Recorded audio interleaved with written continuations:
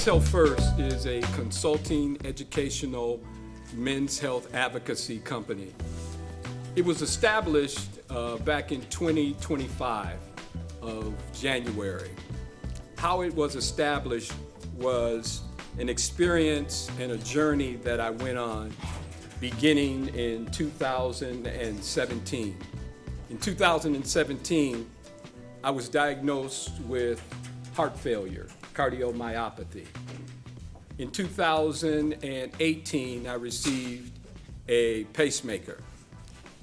In 2019, I received a defibrillator. In 2020, I received an LVAD. Anybody know what an LVAD is? It's a heart pump. Okay. They call that bridge to transplant. It's the last thing that you're going to get in order to stay alive. And in 2024, by the grace of God, I received a heart transplant from Cleveland Clinic, Ohio. While I was laying in my recovery bed, pondering, thinking, praying about what's next, why did God see me and save me? What do I do next? And the only thing that I could think of was to start telling men, my brothers, across the board, to take better care of yourself. So as Dwayne mentioned, prostate cancer is the most common cause of cancer in men, and it is the second highest cause of mortality in men. About 1 in 8 men will be diagnosed in their lifetime with prostate cancer. And fortunately, if we find it early, the 5-year survival rate is over 90%. The diagnosis of prostate cancer has been a little bit controversial because at one point in time, we thought that all we were doing was diagnosing it earlier and not changing the survival rate. We just knew about it for longer. But I think the studies are now clear that early diagnosis, early treatment does actually affect survival and does affect the consequences. My experience with the surgery and everything that happened, it was positive. I met a lot of good people. I learned a lot about me. I wanted to be able to talk to people about prostate cancer and how serious it is. It's like any other disease that you get. The only way that you're going to get anything done with it is by talking about it. It's about seeing a physician and getting all the information you need. I got to know before somebody's going to mess with me. I research things. I talk to people that knows. I talk to people that experience it. That's why I can stand here today and tell. I've been wanting to do this for a long time because it's important. This is such an important thing to do for men. There's no shame in this, it really isn't.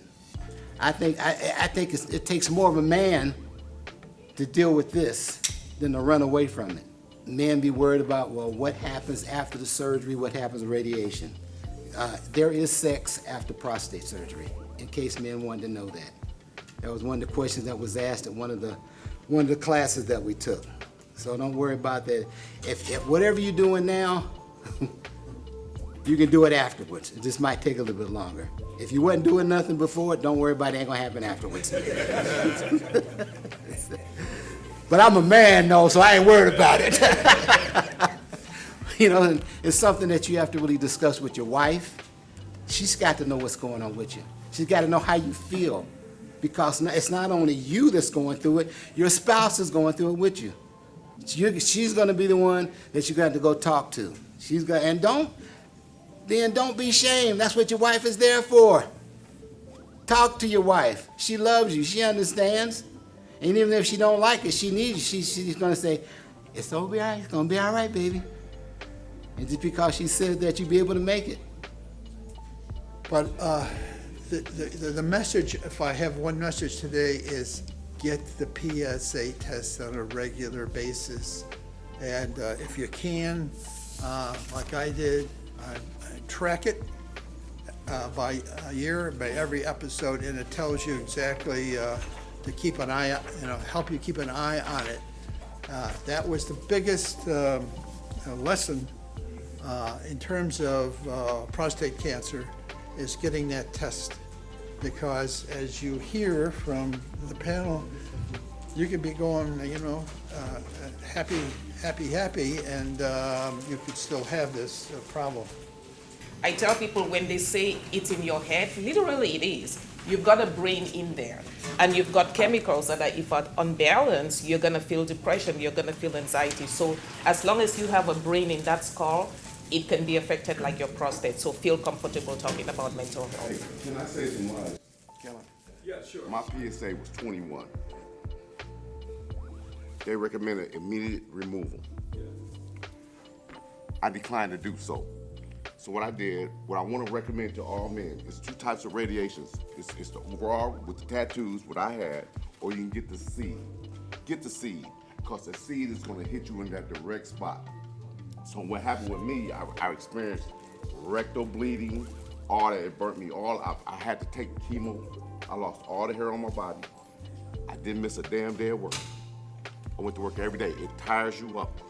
Don't be afraid to talk to this about your friends and your loved ones, because this thing happens. It's for me being as young as I am, it's great knowledge. It's great that I can have people with previous experiences give me that insight and that education and that information that I can take a long way, because even being as young as I am, that knowledge will never go nowhere. So even if I have to take on this later on in life, I have these resources that I can dwell on and take with me moving forward.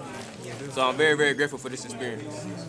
Just being a young black man, like my colleagues, myself, it's great to have an experience where I can learn about myself, learn more about things, learn more about PSA detection as I take it on in life. So I know in the future what to look for, make sure to go get tested, make sure I get all these things together. So truly a great experience, truly a great bit of knowledge as well.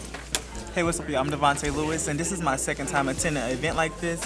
Like always informative to just come here and gain experience from people who have went through this. So I'm very grateful to be here today and just gain more knowledge, and also just be up to date with my health status, because that's something I'm very concerned about as a mental health advocate and a person who's very interested in staying healthy and staying in shape. That it was great to attend today. Take care of yourself. Take care of your health. And if you don't, you're being selfish to the people that love you. Your kids, your family, your spouse. If you're asking your wife to get a mammogram, why aren't you knowing your numbers? And that's the important thing, is to know your numbers. And for me, this was important because last week during our homecoming, I found out that my brother, my best friend of 32 years, has prostate cancer, early stage prostate cancer. And so I told him in closing, I said, when we had breakfast that following morning, I said, 17 years ago, you saved my life. So now I'm gonna save yours. I'm your support system. And you need to do this. You need to do this again. You need to do it again, because they don't want to. We don't want to talk about this. This is my third one, and don't want to go to the doctor. This is my third one, so yes, we'll be back. This is my first one I heard of. We did I'll be there. Saginaw in March, Bay City in September, and Flint now. Call me, let me know. I'll be here. I think it's great. I think it's important for women to also attend these events, because it can help save the life of the men that we love, be it our husbands, our fathers, our sons. We should have these type of conversations, and if something were to happen to our loved ones, there's a good chance that we're going to be their caregiver, so we should be well informed about what's happening. Today's event was special in a number of ways. We were able to engage men and have discussion about prostate cancer, among other things that are really critical to their health. And what we're trying to do is empower and encourage men to take charge of their mental and their physical health. So this was one of those events in doing that.